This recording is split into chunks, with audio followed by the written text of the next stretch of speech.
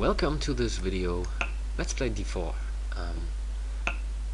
And what I like to do now is to play the Trompowsky attack, which I don't play regularly, but I played it recently in a Blitz game, so I thought I'd give it another try.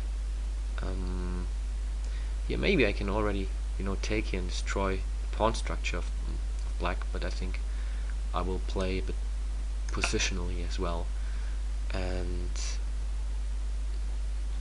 I think I'm really play very slow here, so slow in the sense that I don't attack directly, so I make very usual looking developing moves. I wonder if I should play c3 later on and not moving the knight to c3 and play knight d2 instead, e4. But you know what, I think I just switch to some kind of strange looking Pirc Defence if he plays d6. d5 maybe. Yeah, but now I can push for e4 and I have a very nice center.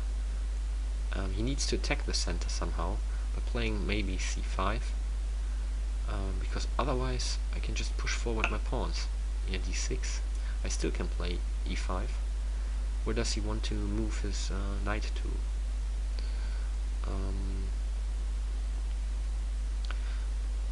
Bishop g4. Yeah, but then I would just take gladly the bishop pair playing h3. He takes, I take back the queen. Now let's see. Maybe he plays something like c6 and b5,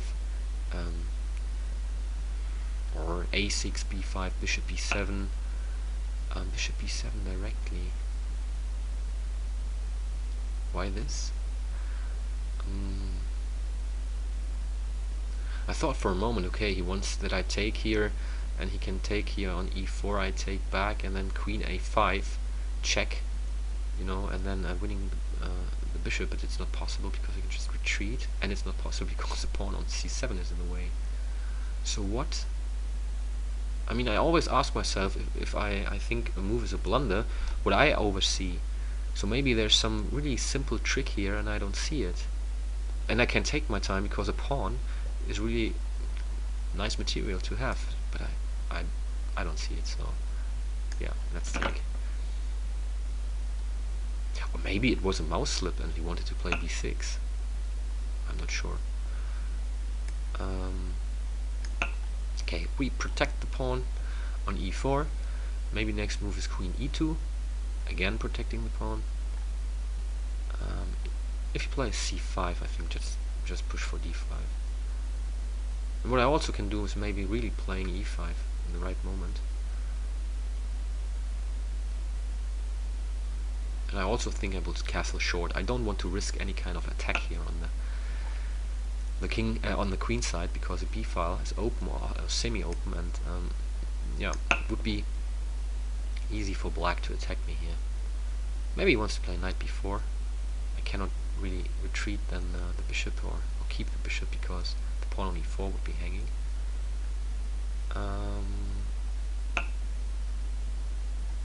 But let's waste this tempo just to keep the bishop here on d3. So this move was simply because I didn't like him to play a knight b4, and I think it's not really a waste of time because the development of pieces is finished here. I can maybe move the queen to d2 or e2, and I have a lot of flexibility. Black as well.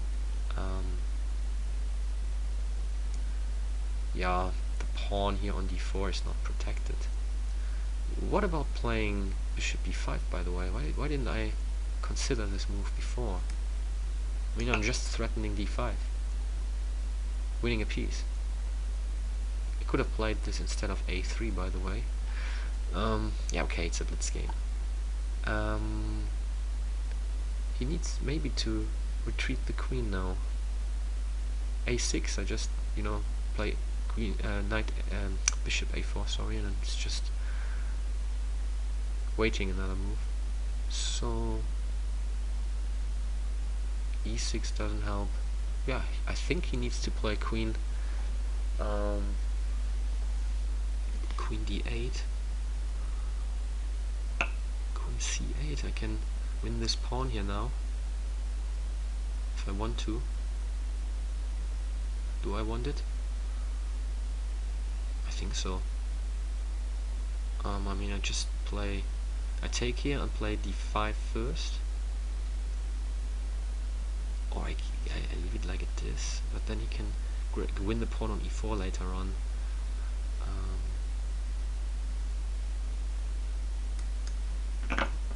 I'm not afraid of taking. If he takes here with the bishop on c3, he might destroy my pawn structure, but then the black squared bishop on g5 would be very, very strong. So here I go and I just take this pawn, and yeah, I move back. And this is the situation I meant. He can take on c3, and then he can take, and he really does it. Okay. I'm sometimes really surprised how sorry, quick people do moves like this, which have really long-term disadvantages. You look at the black squares here, which are really weak now. My queen on d4 and the bishop on h6. Doesn't it look really good?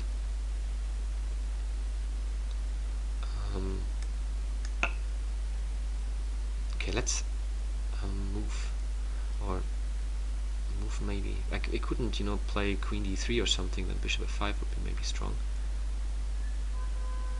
I just wait a bit, and then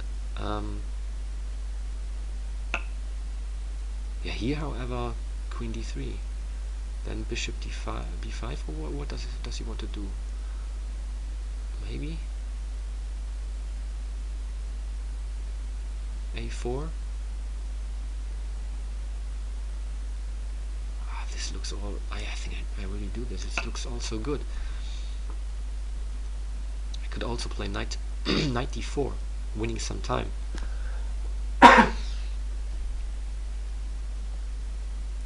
And then entering maybe also with the rook here on e7. How do I get rid of this? Okay.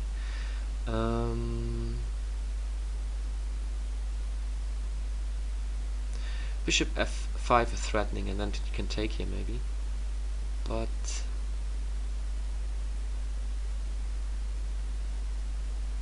I don't care about this pawn, obviously. Yeah, let's attack and double up the rooks here.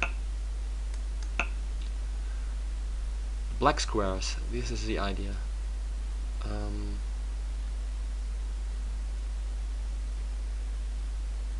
Rook e1 is already very strong.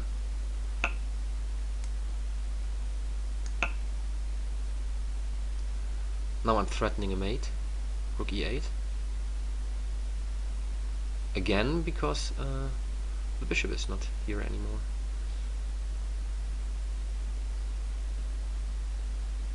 Yeah, what does he want to do?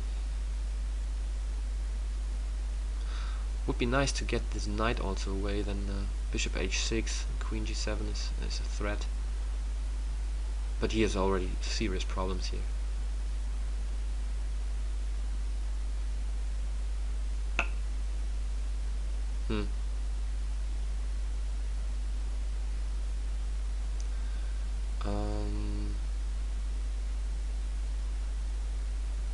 Do I have something better?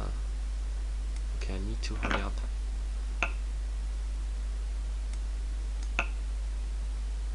If he takes, I just play queen h6. This was my idea.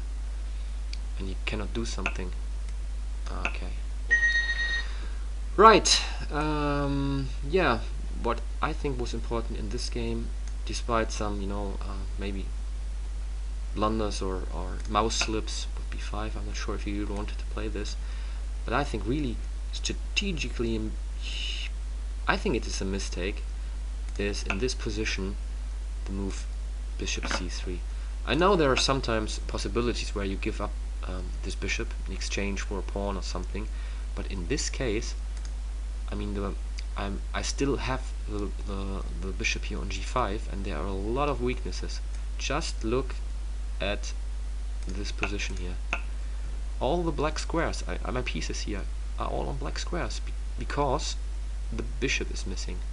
and h6 is weak, g7 is weak, f6 is weak, h8 is weak. Everything is not very well protected, and I mean, why do I say it's weak? You cannot defend it by pawns. So whenever there's nothing you can pieces not kick away from this, they are, you know, like, can stay there forever. Not forever, but they are really strong. I mean, I have, for example, a weakness here on c4, and he utilized it later on by playing, I think he played it right, queen a6 and queen a6 and rook c4. Yes, so this was also a good idea, but I mean, it was much too late, and he needed to keep his king also safe. Yeah, so keep your fianchettoed bishop if your king castled there. It's a very important piece because of the weaknesses.